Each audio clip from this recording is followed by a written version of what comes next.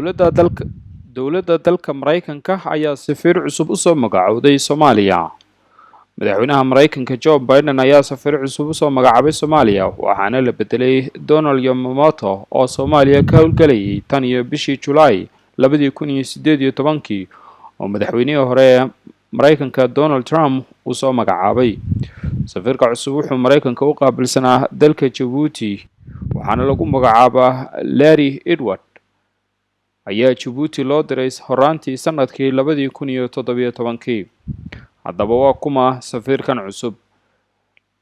Larry Edward Andrew waa sarkaal sare oo muddo ku soo dhex jiray adeegga arrimaha dibadda ee dalka Maraykanka.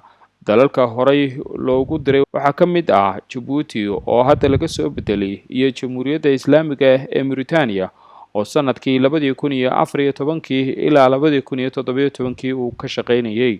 sidoo kale wuxuu ahaa wakiilka gaarka ee South Sudan iyo Sudan u qaabilsanaa Maraykanka. wuxuu ku xigeen ka noqday xafiiska Maraykanka ee Afrika.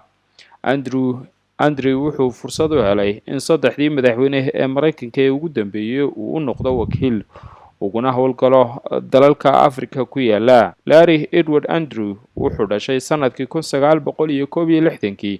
shahaadada koowaad ee jaamacadda wuxuu 1983 ka qaatay macadka Claremont Msichana California. sanadkii 1988 ayuu qaatay shahaadada labaad ee jaamacadda oo culumta siyaasadda uu ka bartay macadka maamulka iyo maareynta caalamiga ee Arizona.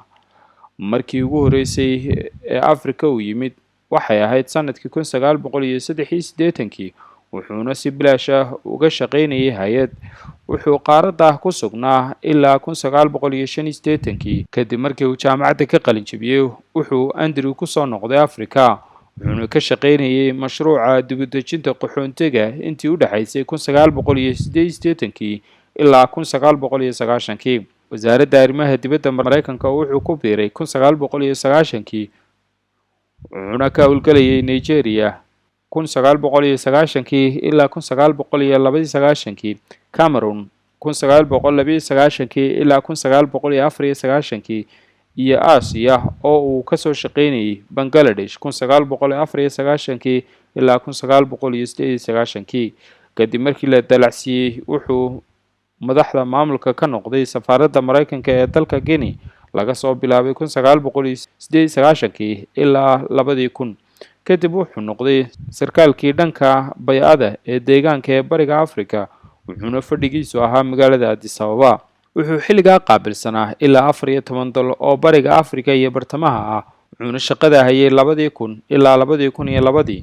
wuxuu sidoo kale noqday ku-xigeenka madaxa howlgallada safaaradda Maraykanka ee Sierra Leone 2002 ilaa 2004. sanadkii 2004 ilaa 2006 wuxuu Larry Edward Andrew ku noqday magaalada Washington DC wuxuuna ahaa ku-xigeenka agaasimaha wasaaradda arrimaha dibadda u qaabilsan galbeedka Afrika. wuxuu muddo kooban ka soo shaqeeyay dalka Ciraaq sanadkii 2005. markii uu Afrika ku soo noqday waxaa laga dhigay qonsulka safaaradda Maraykanka ee Nairobi 2006 ilaa 2008. kadib ayaa loo diray safaaradda Tanzania oo uu ka ahaa ku-xigeenka madaxa howlgallada 2008 ilaa 2010. haddana mar kale ayaa dib loogu soo celiyay Washington. Larry Edward Andrew oo la dalacsiiyay waxaana laga dhigay ku-xigeenka madaxa Afrika u qaabilsan Maraykanka 2010 ilaa 2011.